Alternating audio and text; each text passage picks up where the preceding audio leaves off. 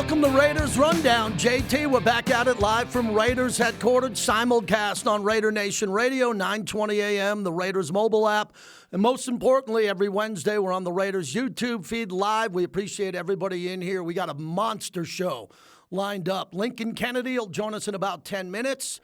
We have Antonio Pierce live. He's going to come on in at 12:30 Pacific.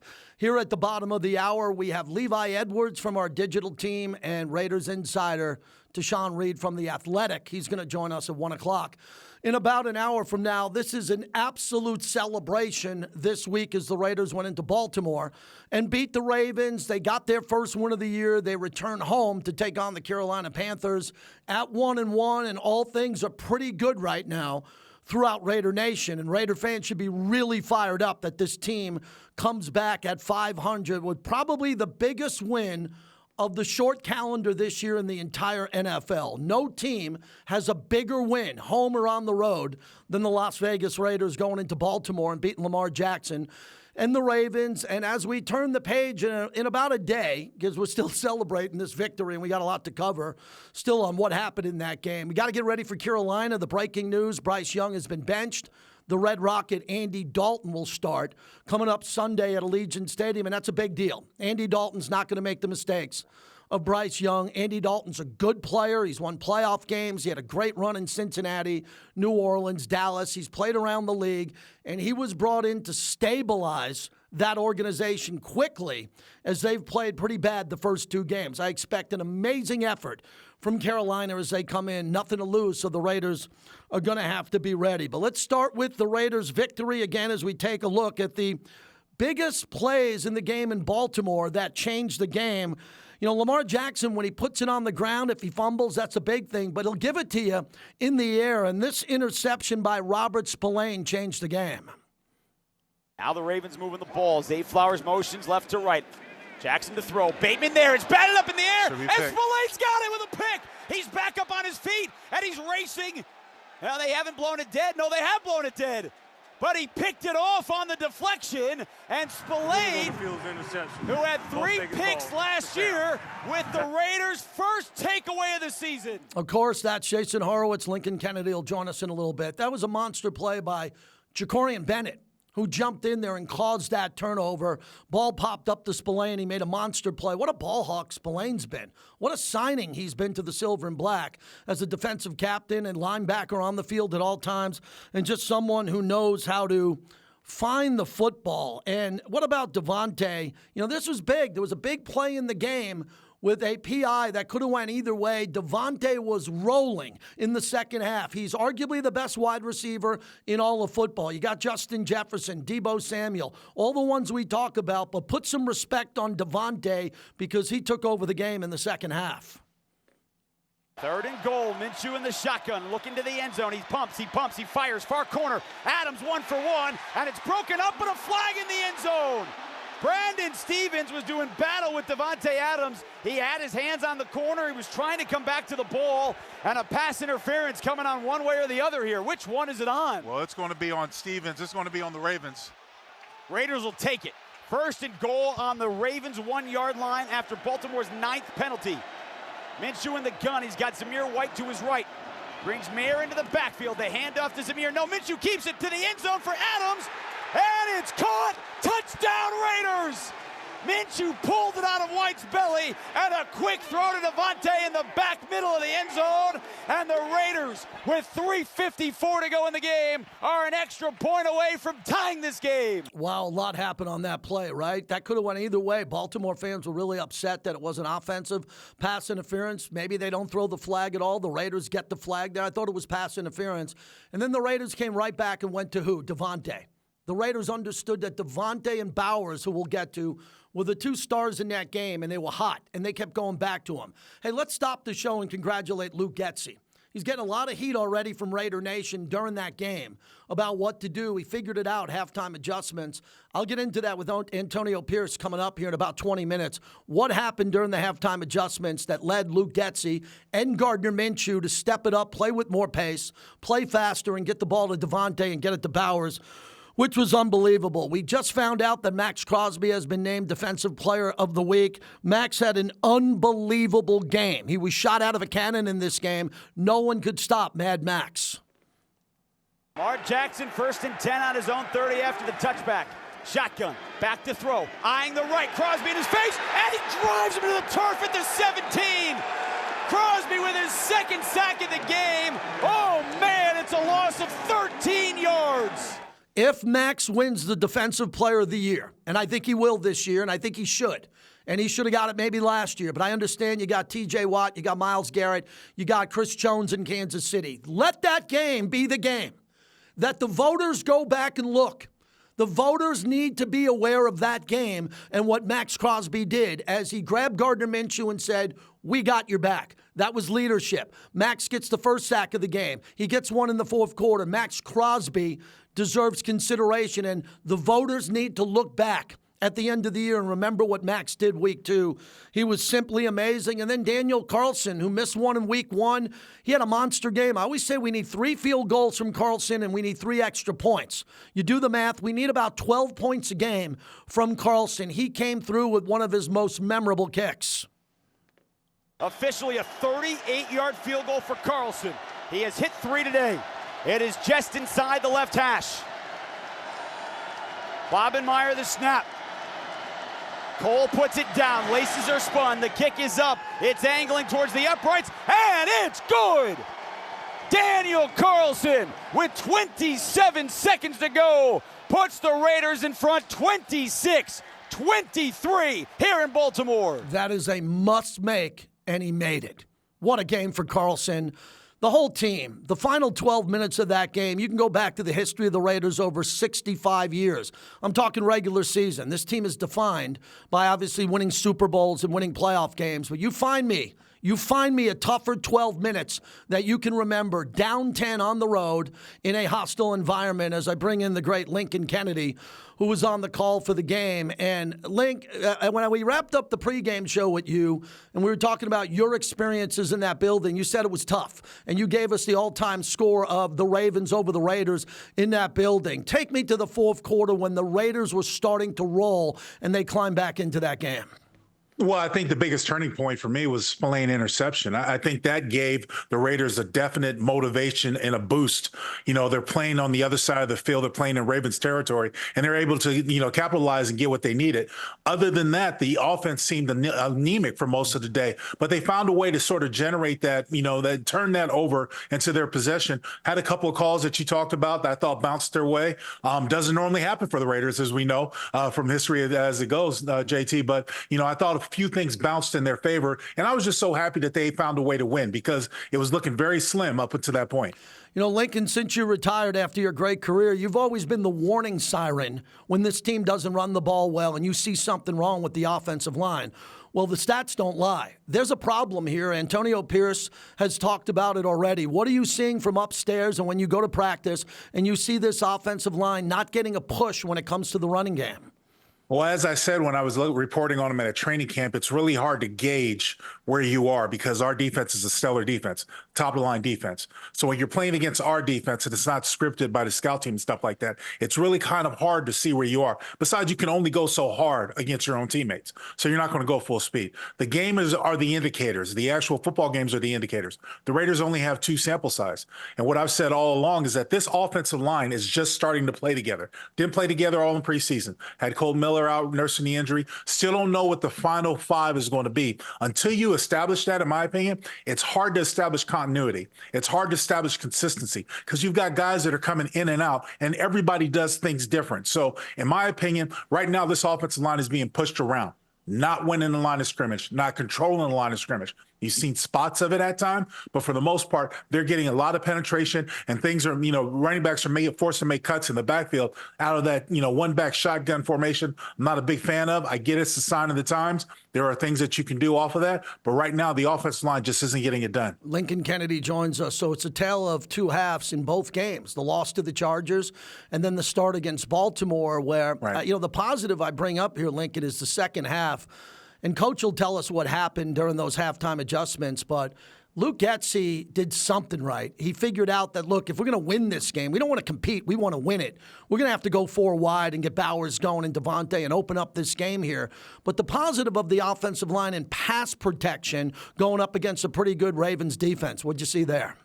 Well, it started off a little shaky. I mean, they started off with getting a couple sacks in the first half, and it seemed like they had all the momentum. And for what it's worth, the offense has had trouble over the last couple of weeks, JT, just getting things started, getting into grooves, getting things going. They'll definitely get better. There's no doubt in my mind that Colton Miller will be better as the more time goes on because he's been out for so long. He's got to get his work back in. More importantly, you'll be able to finalize the offensive line. I expect Thayer Mumford to play a lot better than he did this past week in the future because he's come along.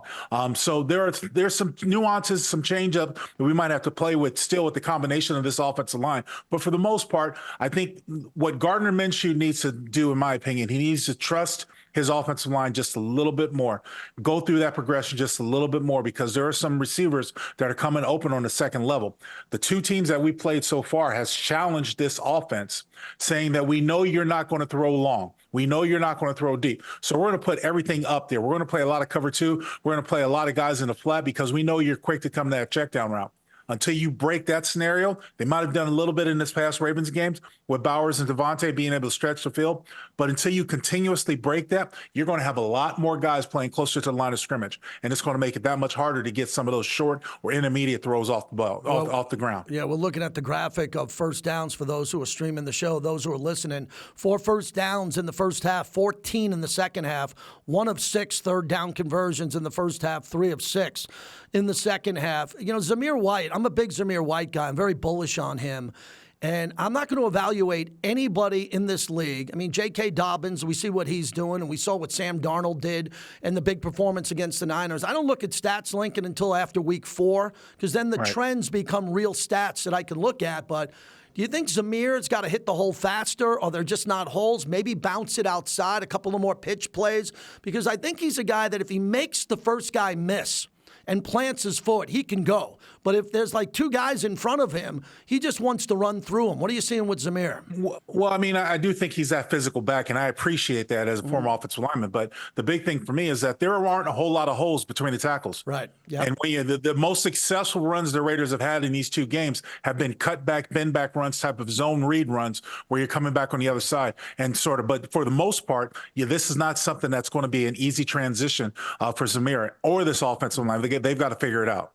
All right, Lincoln, I want to move on to Brock Bowers and Devontae Adams. It's like a radio dream come true for me, right? But Brock, you and I, we got to take our audience behind the scenes for a second. You and I were there on the night Brock was selected, and you and I were selected to go on stage. And we needed about a minute, and we didn't have a minute, Lincoln. And I leaned on you. I got the microphone. I tried to get the crowd going, and you had to quickly adjust because we were thinking tackle. They're going to take a tackle, and then Brock Bowers falls to the Raiders, and I thought that was a gift from the sports gods. No doubt about it. I mean, when you have such a tremendous talent, you can't ignore it. And look, we didn't know what to say when we went up the stage, but I was like, you know what? They could be good at 12 personnel, 2 tight ends. It makes it.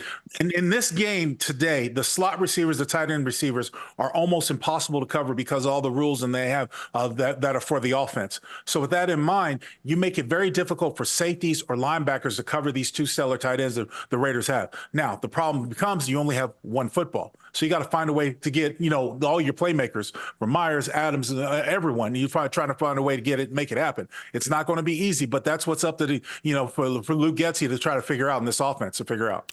Devontae was spectacular. And he had a couple of drops in the game. The toe tap, the toe tap was amazing. And, Lincoln, I talked about this with Rich Gannon and Eric Allen. And I'm fascinated if Devontae lines up super wide on the sideline, the safety can't get over quick enough. So it really is, he is being doubled at that point because the safety is there and he's going to try to get over there, but he can't get over there to break up the pass. Are we finding now that Devontae's better off right on the sideline, or do you like him over the middle because he can do it all? I think you have to change it up. I think you have to change up, move him in motion, because here's the thing. You're going to get and you're going to get usually the other team's best corner is going to cover Devontae. They're going to try to find a way to isolate him. And there are a lot of times where guys struggle to play left or right. We've seen it, different corners have struggled to play left or right. There's very few that can play all around the field. With that being said, I think it behooves the Raiders offense to try to find a way to move him. You've got him sometimes lined up at X, got him sometimes lined up at Y, Z. You got him at slot. You move him around to make it hard for you to double team on him, or more importantly, to keep a corner, a steadfast man corner to try to bump and run. All right, Lincoln, let's move to Carolina, which Andy Dalton was the big news. I mean, it's huge news. Everybody's talking about Bryce Young getting benched. I don't agree with that. I think he's too young, and they must have saw something where they said no chance. They go with Andy Dalton, the Red Rocket. He's had success against the Raiders, but the Raiders need to run the ball against this Panthers rush defense. And right. I think the Panthers defense is pretty good, but they were on the field too much because Bryce Young was turning it over and all these 3 and outs. So as you look ahead to Carolina and their defense, how do the Raiders get this running game going? This is a winning opportunity. I think the Raiders are definitely a better team than the Carolina Panthers where they are right now. But again, you still have to go out there and play the football game, right? So here's the thing, JT. It's not rocket science. The best way that the Raiders are going to become better runners is they're going to have to go out there and do it. And I'm of the mindset where I've had coaches come up to me in the past and say, you know what? We're going to run these 4 plays. We're going to run them right. We're going to run them left. We're going to run these 4 plays, and that's all we're going to run until we get it right. I'm going to simplify things to where I know it's a matter of demeanor and attitude. You know what to do. When these given 4 plays, we're going to go out there and do them. And I don't care if we don't get a yard, but it sets an attitude. Because to me, a lot of the things that I'm seeing from the run standpoint or lack thereof is not winning the line of scrimmage. That falls on the big boys. That falls on the guys up front. They outweigh them. A lot of times they're they're stronger than the other guys, but you got to find a way to simulate your dominance onto the other person rather than allowing just to catch or having them back you up. Well, they're giving up 200 rushing yards a game, and the Raiders are giving up over 165. So I think both teams are going to want to run the ball. I'm going to follow up with what you just said. So you're saying just go back to the fundamentals or really putting a spotlight on a couple of guys saying, we are not going to stop running this play until you prove you can execute it. That's kind of calling out the offensive line in a way, and I think Coach has done that this week. You've been in those rooms, and you played on one of the great modern offensive lines for the Raiders when, all of a sudden the head coach is sitting in your offensive line meeting going, come on, guys, we need you to get going here. Well, if you don't take it personal as an offensive lineman when it comes to the run game, there's something wrong with you. Because there was never a doubt in my mind when I was playing that if we had a short yardage, I'd look over at Gruden. He better call 14 blast.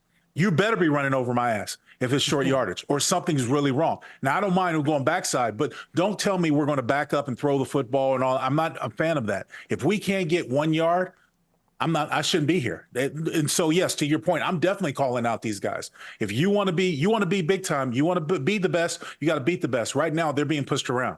Wrapping it up with Lincoln Kennedy, I want to get into quickly Luke Getsy because offensive coordinators get heat from fans.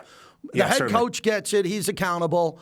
And Antonio Pierce called an amazing game. He outcoached John Harbaugh. Fact, not fiction. John Harbaugh couldn't handle the timeouts, the challenges. They were a mess. I was on Baltimore radio this week. They were all over Harbaugh because Antonio Pierce outcoached him. I want to give Getsy some flowers here because, look, fans at halftime on social media were like, what's going on? What's going on? He must have had a moment with Antonio Pierce where he said, look, we're going to win this game and we're going to do it this way. Bowers and Devontae, we're going to air it out. And Gardner Minshew, number 1 in the league, Lincoln, when it comes to completion percentage. That's something to build on. Well, there's no doubt about it. I mean, the numbers and the stats are in this side are in definitely Gardner's favor. But the thing is that there were combination routes in the second half that got the guys open, and that's what you need to do. But in order to have combination routes, you got to have the time. The offensive line played a little bit better. Baltimore backed off of their sort of blitz factor, the way they were really lighting up the Raiders in the first half. I guess because they were just worried about getting beat deep or what have you. But they weren't playing the same. They were playing more coverage and less of a rush. And the Raiders' offensive line was able to stand up to the point. And again, it's not like the Gardner really stretched the field or really took shots down the field, but there are some times where the double moves came into them for the Raiders, and we're seeing a lot of that with Bowers and Devontae Adams. And more importantly, though, the fact that you've got such a stellar receiver in Adams, no matter who has such a tremendous catch radius, no matter where you put the football, he's going to find a way to try to bring it in. Lincoln, let's end it with Max. I think in your great broadcasting career, one of your legacy plays is you're going to call every one of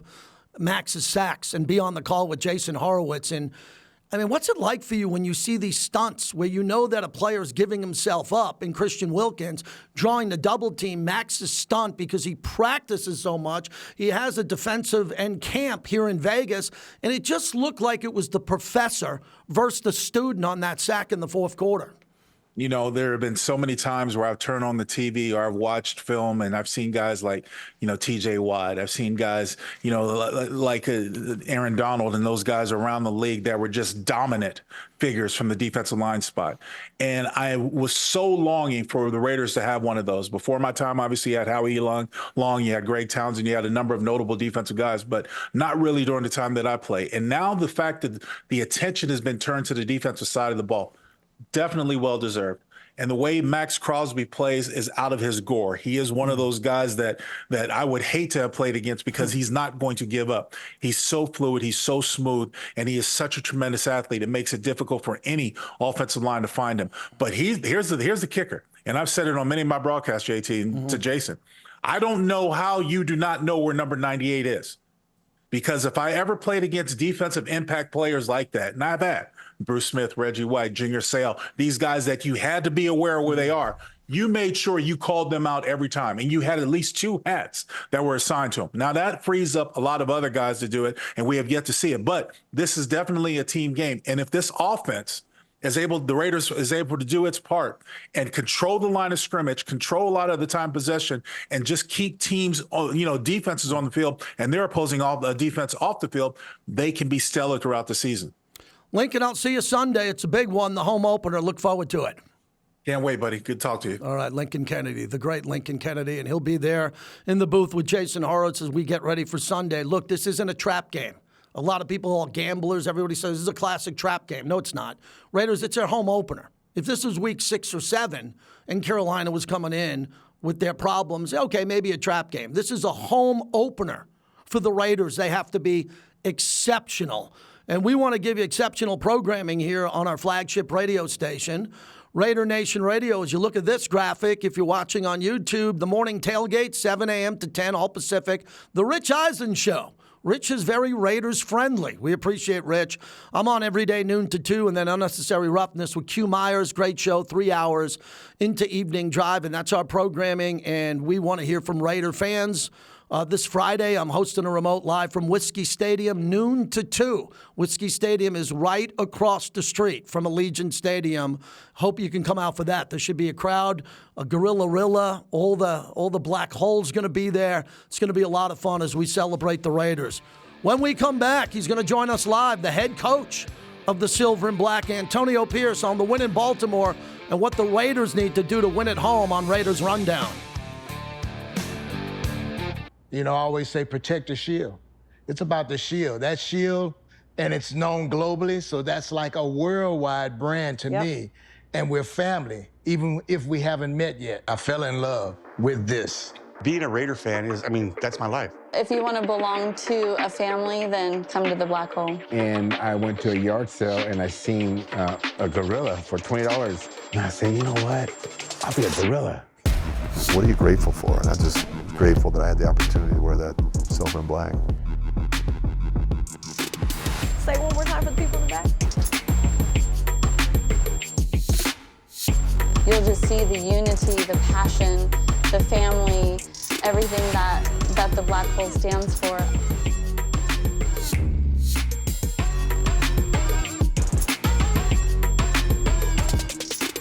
What's going on, everyone? We are here at Allegiant Stadium inside of the Wynn Field Club.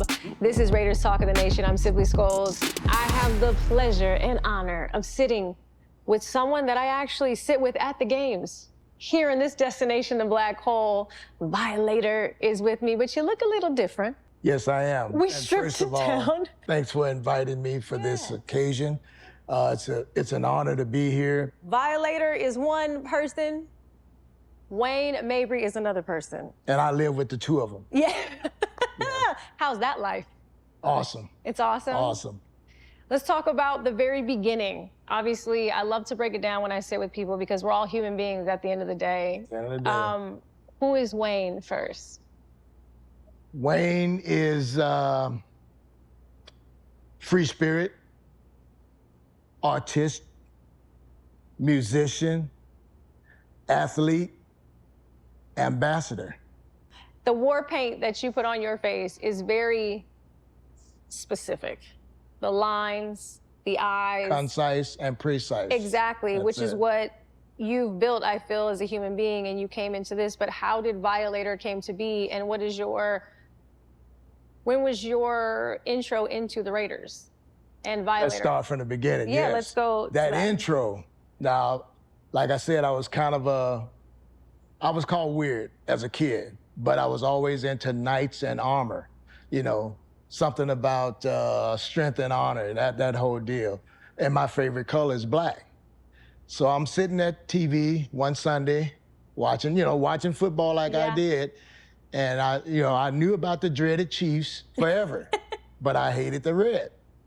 Here comes this silver and black team. It caught my attention right away. Like, who are these guys? And the camera zoomed in on a helmet, and I saw the shield. And I sit up like this. Wait a minute. That's two swords and a one-eyed pirate? That's my team. Those are my people. That's my team. I was 12 years old. Wow. And as a 12-year-old, something hit my spirit to just go to where that team is, because you know that's where you want to be a part of that. That was my dream as a youngster back in Mississippi. But you got the Raiders chant. Give us a Raiders. Hey.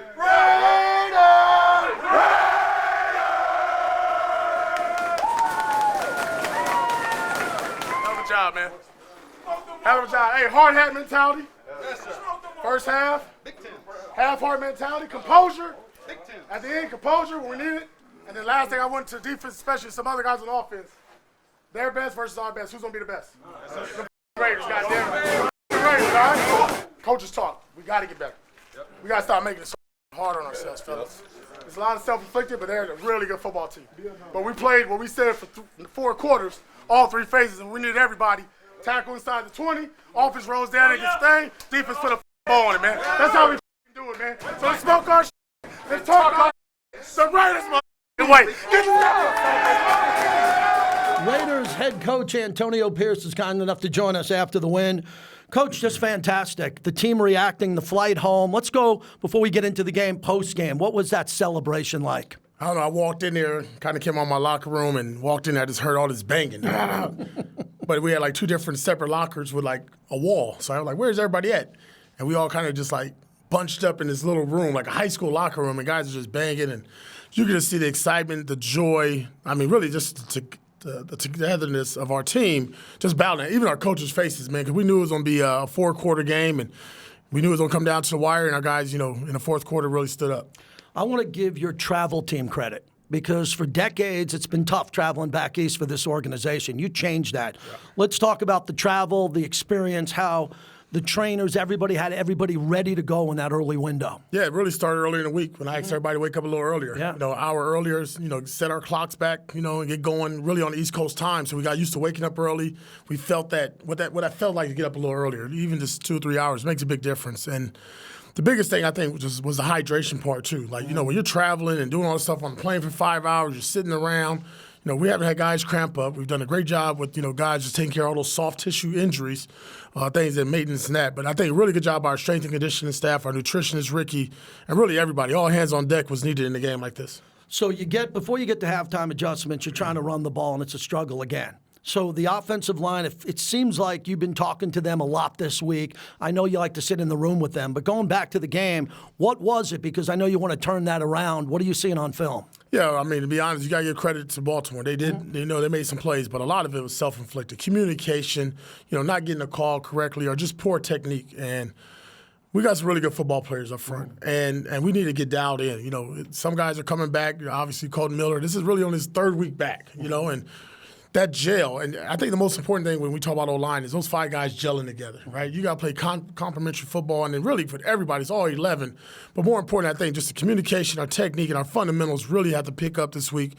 We talked about the sense of urgency has to really pick up with that group. It starts with myself, the coaches. We've had some good conversations, and like I said, whatever we can do to help this team, 1, protect the quarterback, and 2, most important, we want to run the football. Okay, tell our viewers and listeners what's it like when you go into halftime and you need adjustments quick. You're not looking to compete. You're looking to win that game. Yeah. You end up, you're down 10 in the fourth quarter. The final 12 minutes were fabulous 12 minutes when it comes to down and distance, scoring and taking advantage of the opportunities. What did you say to your coaches and team at halftime? Yeah, I really got to give credit to our coordinators. We got together and just say, all right, what do we need to do? And I thought offensively, like, look, let's go ahead and open this bad boy up. It's a close ball game, 6-3 or 6-9 at the time. We felt like we had some opportunities in the passing game, either through a sack or a missed opportunity or a read. We didn't make those plays. Hey, let's go back to them. So the same things as you saw in the fourth quarter happened in the first, second quarter. We just didn't make them. Mm-hmm. Or we didn't get the ball out in time. Defensively, third quarter, not like what we wanted, but we talked about just really keeping on Lamar, right? Keeping Lamar in that cage rush, what I talked about the week before, not allowing him to beat us with his feet and his arms, make him one-dimensional, keep him in the pocket, and it really did a good job of our secondary of competing when the ball was in the air. The tackling could improve, but I think the most important thing, we played man coverage on the play with Robert Spillane.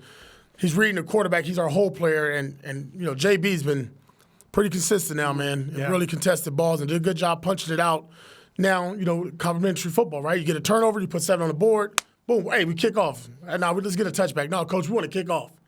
We get tackled at the 20-yard line. Now field position change. Now we're playing what we want to play as the Raiders, full court defense, half court offense, and credit to everybody, man. They fought for every inch of grass on that field. Your defensive line, I saw 2 things. The speech that Max gave to Gardner. I mean, leadership. You were an unbelievable leader when you played in this league.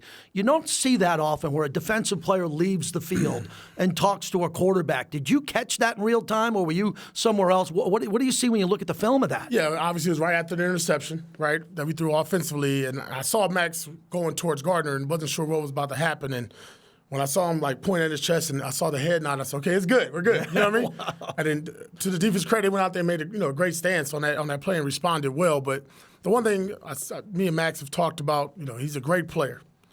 But to be one of the greatest Raiders of all time like he wants to be is that leadership role. And doing what he did, because sometimes you got to be uncomfortable doing things that is out of your norm, right? You're not used to either going at a quarterback or telling a teammate. But more right there, he was just saying, look, I got you, man. We're in this for together. Don't worry about it. We'll get you the ball right back. And that was the mentality of our team in the fourth quarter. Just look at our sideline. You want to know our team? Watch those guys on the sideline when we're either making a play or things are going on. Those guys are dialed in that's watching that unit on the field. I saw Christian Wilkins on that stunt when he took 2 with him and Max was able to come up. I said it was like the professor, Max, and the student because he works on that in the offseason. I thought the sacrifice from Christian Wilkins to take on that double team and Max to get the sack was incredible. That says that to me is Raider football going forward. Jacorian punches it out. Spillane makes the play. Max comes off the stunt. He gets credit for the sack. Team football. Yeah. Sometimes all the stats don't show up, right? Christian Wilkins, I'm sure he wants 2 or 3 sacks. But some of the sacks that Max is getting, especially being AFC Player of the Week, is because of playing with Christian Wilkins, right? You got 2 guys there. If he takes up 2, are you serious? One of our guys is free. Yeah. And then we make the most of the opportunity. But really, just complimentary football throughout. I mean, Daniel Carlson, can't say enough, right? Came down to 2 really good kickers. Our guy was 4 for 4. They were 3 for 4. Our punter, he goes ahead, he makes a great job and pins them back inside the 20. Their guy shanks it.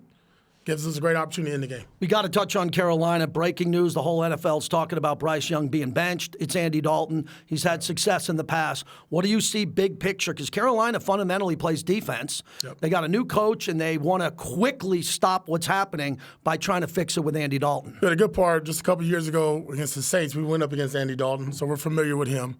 We got a coach, on our staff that drafted him, and Marvin Lewis. So there's really not too much we don't know about Andy Dalton. Now it's going to be like, all right, what does it look like from a schematic standpoint? What are they trying to do with concepts? Is it a little different than with Bryce? But I think at the end of the day, and I said this earlier in the week, it's really about the Raiders. They can do whatever they want over there. Look, we got to fix our running game. We got to fix, our pass protection, our run game, get going on offense. And we got plays here. We want to get off to a fast start. And I think this is a great opportunity, us at home, to get off on a fast start. Lastly, the fans. You told me before we started about the fans in Baltimore. Let's address that first because that was a regional game. Raider Nation, as we talked last week, have one chance. If you're in Buffalo, Long Island, you're going to go to Baltimore, and they were there for you in the fourth quarter, the whole game. Huge, because that was one of our objectives, right? Yeah. Manage the crowd, manage the noise. Their first home game, they're going to come out. Ray Lewis is there. We talked before the game. I mean, it's crazy for 3 quarters. And then all of a sudden, at that 12-minute mark in the fourth quarter, you just start hearing the Raider chants. And literally, we all turned around, and it was like, wow, and all the way up to the top. And if you didn't see our sidelines or myself, we was getting them going. They really energized us in that fourth quarter, and our guys really fed off the energy. And that's what I've always said since day one. We feed off of that energy that they bring. So when Raider Nation shows up, it's always a beautiful thing. What do you need from these fans, the home opener? Because anybody looking at the ticket says, Carolina, I want to go see Kansas City, Denver's a rival. No, Carolina's right in front of you. They're a wounded animal. They want to win. This is a big game for the fans. Yeah, forget Carolina. Look, we had training camp away. You know, we had 2 indoor practices at the stadium, which was beautiful. We haven't had any games at home in the regular season. It's time to show up, man. That black hole, we counting on you. We're going to kick off right to you. Wherever we go, we're going right to you guys.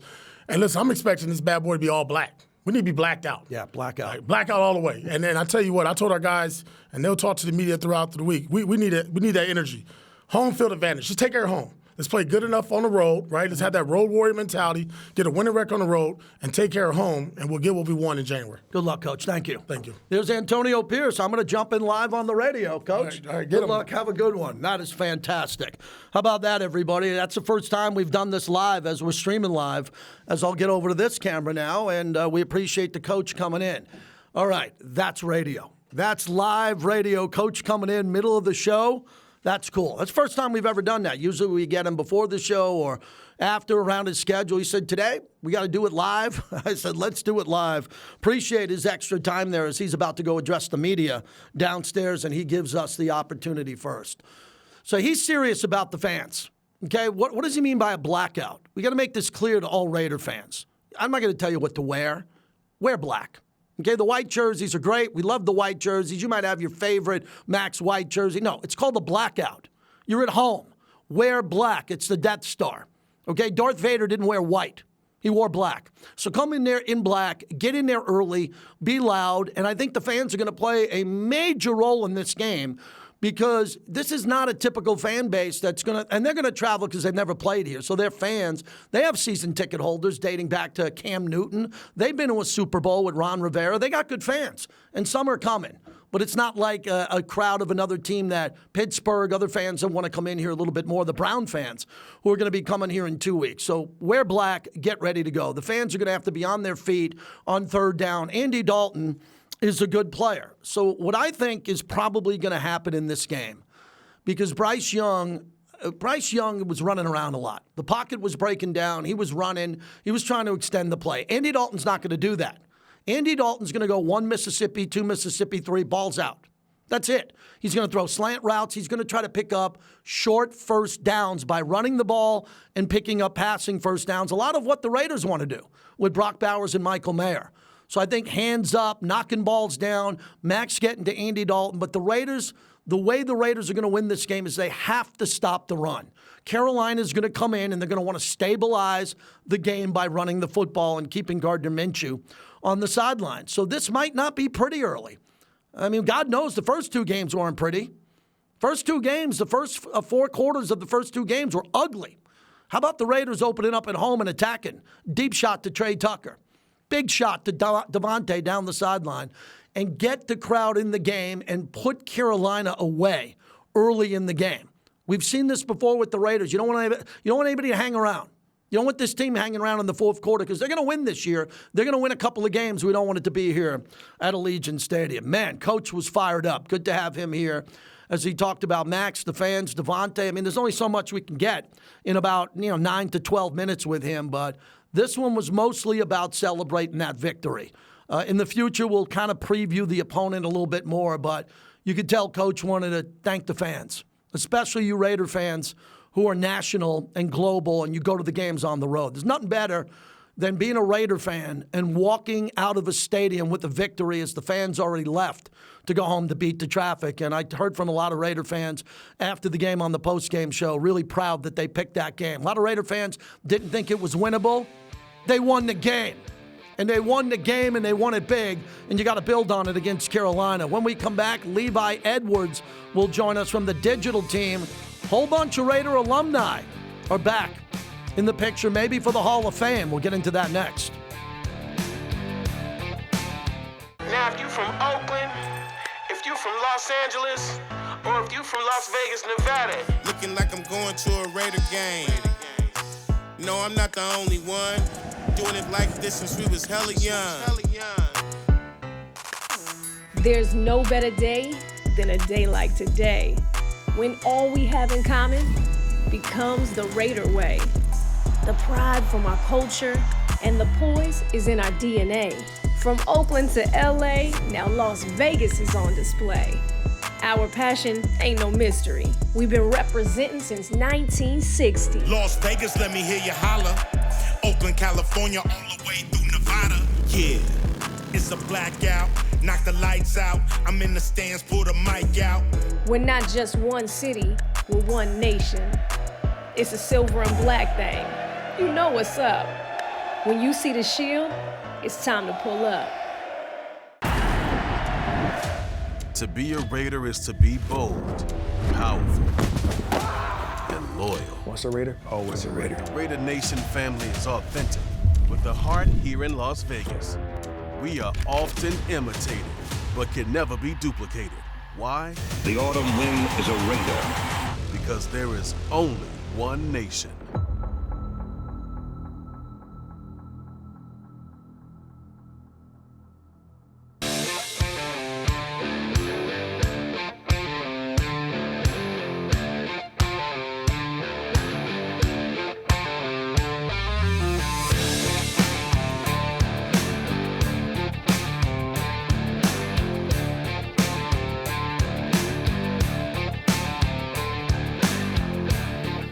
JT, back with you. Let's get this rolling here. We got a big show going. Thanks again to the head coach, Antonio Pierce. Everyone, all our content's up at YouTube, Raiders.com, the digital team. Levi Edwards, kind enough to join us. Let's jump in. Baltimore. Wow, getting out of there with a win. That flight home must have been nice. This team to celebrate and enjoy a classic victory. Coming back down 10 and winning outright is special. Yeah, I can tell you, JT, I slept like a baby on that plane. It was a huge win. Definitely, it took a lot of grit, a lot of toughness to get that victory.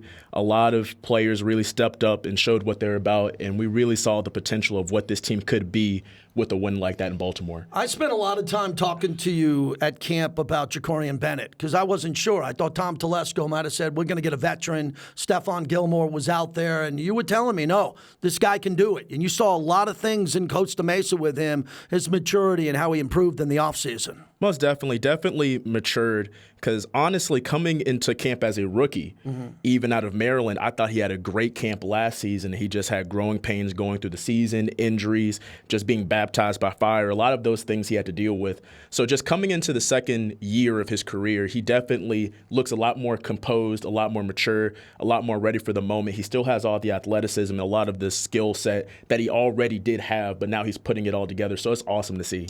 All right, the breaking news is Bryce Young was benched, and that's a really dramatic move because he was taken number 1 overall just a year ago, right? The draft before. It wasn't like it's 3 years in, it's Zach Wilson with the Jets, and you're just going to bail. I mean, they're bailing early on him, and they're going to Andy Dalton for the Raiders.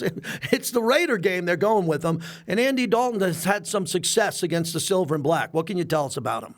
Well, I can tell you this. Andy Dalton, at one point in his career, in my opinion, was a top 10 quarterback in the NFL. When he was with the Cincinnati Bengals and he had A.J. Green, he was a stud. He was, Red Rifle. I mean, you don't just people don't give you a nickname that you have to earn a nickname like that. Right. So he's a guy who's going into his 14th NFL season. That's a lot of time in the league, a lot of snaps, a lot of experience. 83 games won as a starting quarterback in the league. 3 of them have been against the Raiders organization. He is 3-0 as a starter against the Raiders, including a 2022 dismantling where he beat the Raiders 24-0. The Raiders did not cross the 50-yard line. That was the halftime game. They didn't get the ball over the half. That was the game. That was the game. That was the last time Andy Dalton faced the Las Vegas Raiders. So despite whatever statistics are out there, despite the Panthers being 32nd offense in the NFL, all of these things that you've seen throughout the first 2 weeks of them just not looking like a very good football team, all that goes out the window when you have a guy like Andy Dalton now stepping into the fold, really going to give the Raiders a different look. He's going to be very accurate with the ball. So it's something that you really have to focus on. That pass rush, especially going against that offensive line, Max Crosby coming off of an AFC Defense Player of the Week, he's got to cook. Christian Wilkins got to cook. Janarius Robinson on the other side, he has to cook. Like Charles Snowden, he has to do his job. Adam Butler has to do his job. This is going to be a huge game for the defensive line to really come together and eat if they want to beat Andy Dalton in the Panthers. Yeah, I don't know what Andy Dalton's going to do. If I'm him, I'm getting the ball out. 3 seconds, 3-step, 5-step drop, ball's out. That's all you got. Yeah, that's all he can do here, and they're going to try to run the ball. I mean, the Chargers ran it down their throat, and the Chargers ran it pretty good against the Raiders. So I wonder if this is going to be a short game. Everyone's going to run the ball, but I know the Raiders can open it up. And we're going to see Horn versus Adams. J.C. Horn, who's a good young player in this league, against Davante Adams. And Davante's coming off a fantastic game, especially with the way he was able to get his feet down. The routes he ran on the sideline, Coach was talking about it before he came on with me. The fact that he was able to catch those balls that were pinpoint accurate and get his toes in bound, that was amazing. We're going to see that again, right? Most definitely. And I think that's the thing with Davante Adams is he's a guy that you can easily look off because the coverages that Davante gets are insane. With the double teams and safeties coming up, they draw so much attention to Davante that's kind of hard to be like, okay, well, he's not open. Let me find someone else. But he's a guy, he's just so impeccable with his route running, what he does with the ball. He's a guy you have to get him the ball regardless because he's going to find a way to make a play. And down the stretch, that's what Gardner Minshew did. He saw Davante. He was like, okay, man coverage, he's going to cook. That's my guy. And that's what he did. 9 catches, 110 yards, and a touchdown to tie the game. So obviously J.C. Horn, I think, is a very promising young cornerback in this league. He's had injury issues, and that's really what's kind of limited him so far. But when you look at his body of work when he's on the field, he's a very good, promising corner. First-round pick from 2021. So he's a guy, it's not going to be necessarily an easy matchup for Davante necessarily, even what people believe. So I'm really excited to see how a young corner like that, who's still trying to make his name, matches up against Davante Adams. Levi Edwards is our guest from the digital team. Check out all his work at Raiders.com. What is the league thinking of Brock Bowers now? You surveyed the league, and you look at the opponent, and you can't double-team Brock just yet if you're going to double-team Davante, and then Jacoby, and then Michael Mayer, and then there's Trey Tucker running a go route here. Bowers is incredible the first 2 games, and I just love the fact that Getsy's going to him. It wasn't like the former regime that just could not go back to Michael Mayer, could not let Big Mike get in a rhythm. One game he's showing up, the next game he's not there. It seems like Luke Getsy's saying, that's my guy. I'm putting my game plan on him with Davante, and I'm going to let him roll with it. Well, Brock Bowers' success so far early in the season is very, I want to say, shocking but not surprising. This is a guy since training camp, since mini camp. I'm on Raiders.com doing my training camp notebooks, and I feel like I'm writing something about Brock Bowers every day in these training camp notebooks. And I'm thinking to myself, man, am I putting Brock Bowers in these notebooks too much? But he's making a play every day, so I have to write what I see. And so now I'm seeing what I saw in the offseason translate over onto the field on Sundays. And he's a guy that he's just too fast for linebackers to cover, and he's too physically imposing for the secondary to be able to, grab him. You saw Marcus Williams try to grab him for that tackle, and he just rolled on him and, almost got a touchdown on that play. So he's a guy that is now starting to become a problem and a threat. He's the guy that we saw at Georgia. And so I'm really excited to see how the Panthers try to handle this situation because you already have Davante and Jacoby. So he's a guy that you're probably going to have your safeties cover him. And Jordan Fuller played for the Rams last year, really good player for them. He's going to have a task of kind of, being in that area to try to combat those routes in the middle of the field and also on the sidelines that Brock has been able to catch. But Brock so far has been all as advertised. And honestly, I'm not surprised to see it. I want to talk about the rest of the division as we wrap this up. Kansas City's 2-0. They could be 0-2. They won by a millimeter of a cleat their first game, and then a pass I can't believe there's a pass interference. Really? I mean, everybody knows that Mahomes is looking for a flag on the last play of the game, and he gets the flag. It was PI, but I thought there was some holding on Kansas City. But they're 2-0, and the Chargers are 2-0, and the Chargers just beat Carolina. The Chargers beat the Raiders. They're running the ball. They have their identity. Their identity is Justin Herbert. They're going to run it. And then Denver and Bo Nix has really struggled. Levi, that game, as we're looking at the standings here, for the Raiders to be 1-1, that's a really good spot because not a lot of people had them at 1-1. Some had them at 0-2. 2-0 would have been really tough. They are right in the hunt, and they cannot look past Carolina. Carolina is going to win games this year, and they're going to be desperate. And the coach is desperate now. The coach just told the Raiders, I'm desperate to win. I'm a new coach. I got to win in Las Vegas. So I think this is going to be a very tough test. Most definitely. And when you look at it, this is the NFL. It does not matter what the record is, who the players are. These are the best of the best that you're facing every week. And with a new coach like this to make an aggressive move like that, I'm not going to sit here and act like I know the Panther situation. You know, is it the right move to move on from Bryce Young when you're still trying to develop him after being your number 1 overall pick? I don't know. But this move tells me that the Panthers want to win and they feel like they are ready to win. And so with an aggressive move like this to Andy Dalton, who is a proven veteran quarterback in this league, you cannot overlook them. They still have good players like Shaq Thomas. They have Jadeveon Clowney, who obviously is past his prime, but still a damn good player. Absolutely. They have good players, Miles Sanders, Chuba Hubbard. So, like, they have pieces to be able to do what they want to do with the football. So, really, this cannot be – I hate to use this term, guys. I hate for this to be a trap game for the Las Vegas Raiders. They have to come out. They cannot play down to their competition. They have to do what they did against Baltimore. Yeah, I don't think you're right about that. The callers have said trap game. I say, no, it's a home opener. Trap games are never the home opener. Trap games are later in the year when you start looking ahead and you think you're going to make the playoffs and you have a bad team come in, you take them lightly, or you have a great opponent coming up like Kansas City or a rivalry game. So I think the Raiders will be okay there. A lot of alumni are excited because they were added to this Hall of Fame list, the senior eligible list here. Art Powell almost got in. Lester Hayes. I'm trying to get everybody to focus on Art Powell and Lester Hayes and Jim Plunkett because we'd like everybody to get in, but it's not a big class coming in. It's not as big as everybody thinks. So Art Powell is a name that I know you're talking about. Lester Hayes. All the fans love Jim Plunkett. Jim Plunkett should have been in the Hall of Fame already. What are you seeing with this overall? Where can we find all of this at Raiders.com and take a look at the alumni for the Raiders who have a chance? 16 former Raiders nominated for the Pro Football Fame class of 2025. Well, we just released an article on Raiders.com with the 16 Hall of Famers who are going to be eligible amongst the modern era. And of those names, you have Rich Gannon, Lincoln Kennedy, Eric Allen, Marshawn Lynch, and Shane Leckler, all-time great punter. Shane Leckler is a lock. He's got to be a lock. He's a Hall of Famer. He came out with the jacket on for the 100 greatest players of all time 100%. When they brought him out.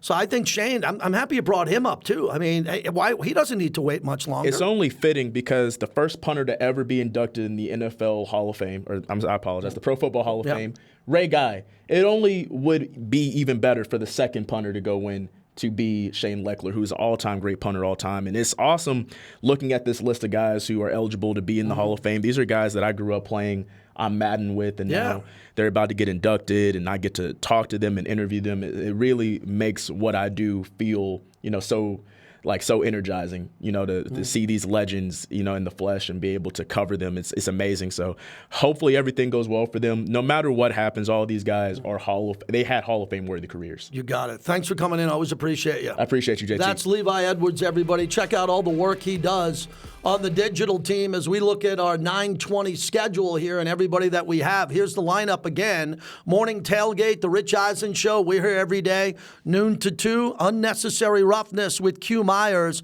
from 2 to 5. When I come back, I'm going to go to YouTube on my YouTube page. So as we jump off of here, go to JT the Brick YT for YouTube, JT the Brick YT, and I'm going to pick it up from there. Deshaun Reed is going to join us from The Athletic. So we got him coming up here shortly. He's always good.